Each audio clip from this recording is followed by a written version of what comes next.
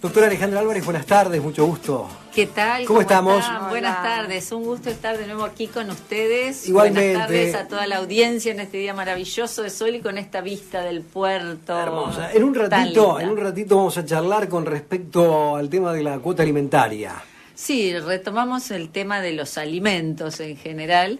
Y bueno, vamos a hablar de algunas cuestiones nuevas que nos trae este Código Civil y Comercial Nacional. Algunas situaciones que hay que tener en cuenta. Que antes no estaban contempladas, son novedades. Estábamos charlando con la doctora Alejandra Álvarez, habíamos comenzado a hablar un poco del tema de alimentos. Exactamente. Y bueno, incluso algunas cosas quedaron de la vez anterior, Alejandra, que charlamos. Retomando un poco los temas de la... Es un tema muy conflictivo ¿no? Es un tema conflictivo, pero que deben los cónyuges, los convivientes que tienen hijos, siempre tratar de solucionar de la forma más amigable posible, dejando de lado las cuestiones personales de los mayores para enfocarse en las necesidades del niño, porque estar sumido en un problema, en un conflicto, padres que deben alimentos a sus hijos, padres y madres que deben alimentos a sus hijos, es estar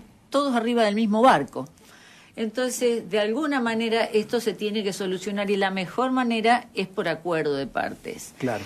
En la entrevista anterior, en mi visita anterior, habían surgido dos preguntas muy interesantes. Una de un señor que decía: mi hijo tiene 18 años, le quiero pagar nada más que a él la cuota.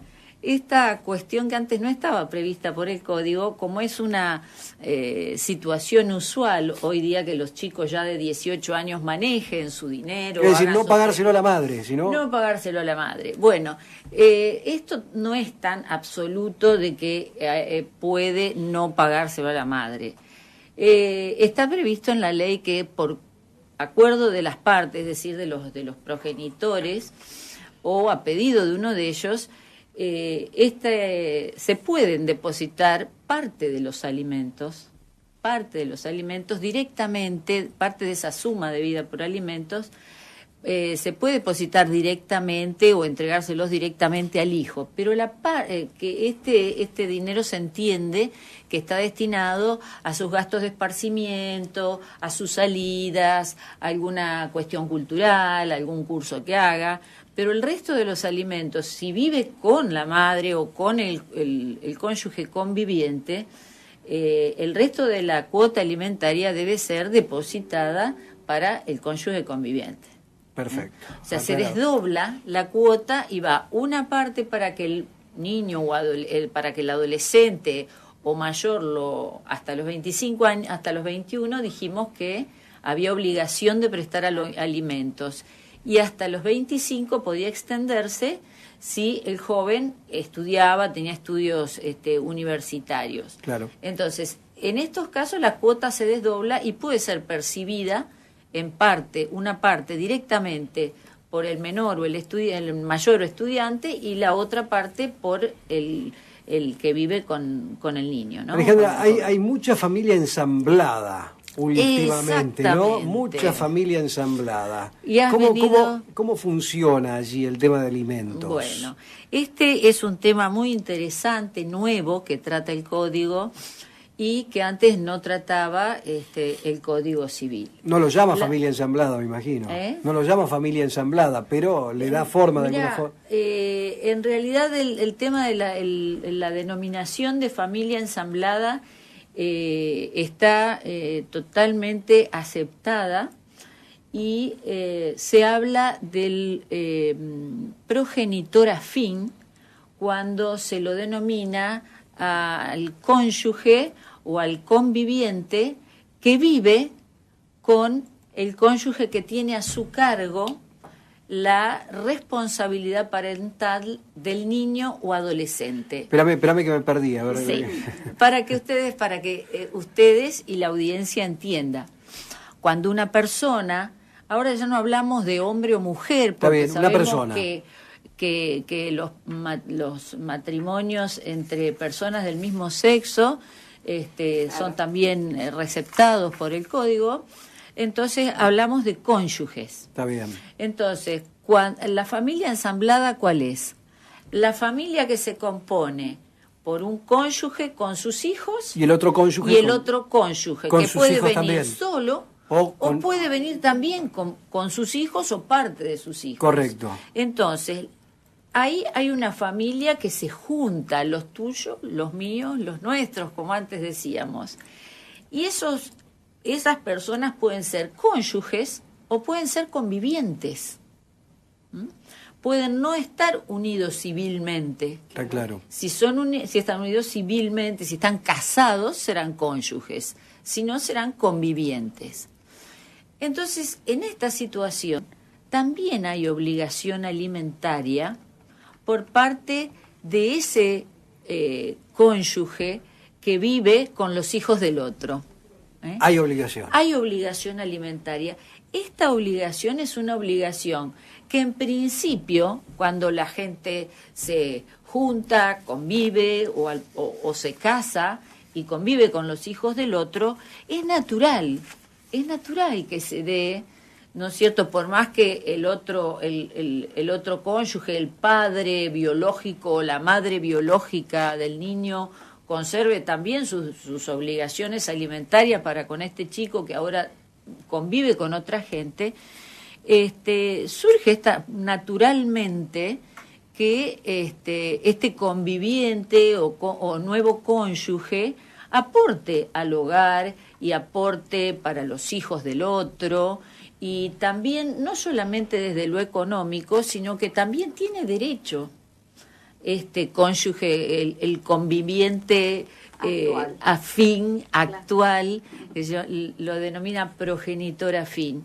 Y es que tiene derecho a colaborar con la madre de los hijos ajenos, a educarlos, a formarlos, tiene derecho a intervenir en situaciones de urgencia, ¿no es cierto?, para tomar decisiones sobre los menores. Claro. Siempre, por supuesto, que el otro cónyuge, el otro progenitor biológico conserva sus derechos, pero este afín, que se es el que convive, el conviviente, claro, o segundo matrimonio que convive con los hijos de su cónyuge y de otra persona, tiene todos estos derechos que te digo, de colaborar, de tomar decisiones en determinadas circunstancias, en conjunto, en colaboración, pero también tiene el derecho de alimentarlos en el caso de ausencia, muerte o incapacidad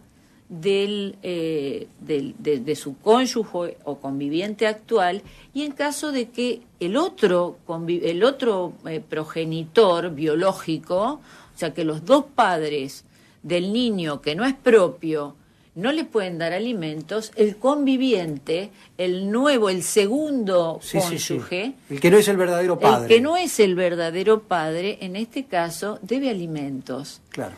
Siempre y cuando es una obligación subsidiaria. Es una obligación subsidiaria porque en principio los debe el progenitor biológico que no vive, ¿no es cierto? Está claro. Quedó el cierre con la doctora Alejandra Álvarez, el tema de alimentos, que da para tantas consultas. Yo te decía, claro, sí, yo te decía, muchísimos temas. El tema del monto de los alimentos, ¿cómo se fija en función de lo que gana el que tiene que pagar alimentos, o hay varias cosas que se tienen en cuenta? Bueno, hay varias cosas que se tienen en cuenta, como les explicaba hoy. Los alimentos no están pautados.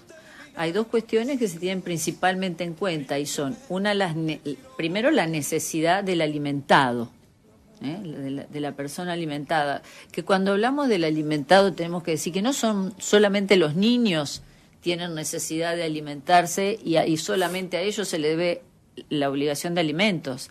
También a los mayores, a los ascendientes, es decir, padres, cuando no pueden valerse por sí mismos, cuando no tienen ingresos o no tienen los ingresos suficientes para solventar sus necesidades, también los hijos les deben alimentos. Aunque esa es una obligación que a veces se pasa de no se tiene en cuenta, largo, no se tiene en cuenta. A los ancianos no se lo tiene en cuenta a veces. pero ese también vamos a hablar de esto de los alimentos hacia los ascendientes y otros parientes en otra oportunidad. ¿Cómo no? Contestando precisamente tu pregunta, te digo que las dos principales pautas son las necesidades del alimentado y el caudal económico del alimentante o la condición económica o de fortuna del alimentante. Esas son las dos pautas que se tienen en cuenta. Y cuando hablamos de caudal económico, tenemos en cuenta los ingresos, sea por el trabajo, si es un profesional liberal, lo que factura, las rentas que pueda obtener. Todos esos son los considerados ingresos, los ingresos del alimentante. Y si no tiene ingresos comprobables, se establece generalmente un monto que no es fijo, sino que se establece una suma de valor.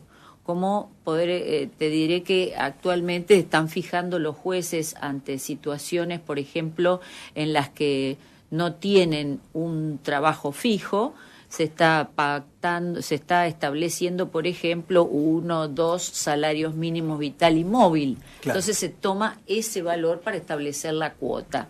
Bueno, esto así muy someramente. Por supuesto. ¿Cómo te encuentran, Alejandra, por las dudas para formularte alguna inquietud? Y te dejo la inquietud de Elda para después también. A ver, porque no tengo más tiempo. ¿Cuánto sería 1 o 2 salarios móviles, vitales y móviles? Bueno, actualmente el salario móvil, el Consejo Nacional del Salario lo ha modificado y va a estar en un par de meses en 8.000 y pico de pesos. Actualmente está en 6.000 y algo, va a pasar a 6.700, 6.900 para terminar en un par de meses en 8.000 aproximadamente. Perfecto. Te decía, tu me encuentran teléfono. En mi estudio, como siempre, en calle Sargento Cabral, 1743, y me pueden llamar por teléfono, si no, ya una oyente, mucho gusto señora, desde aquí la saluda, me llamó hace unos días por teléfono al fijo, que es 456-5781, o a mi celular, que también está en la guía de profesionales, 155-48-22-27. Gracias, Alejandra. Muchas gracias a ustedes por la invitación. Gracias, Buen fin de semana para todos. Fin de semana para todos.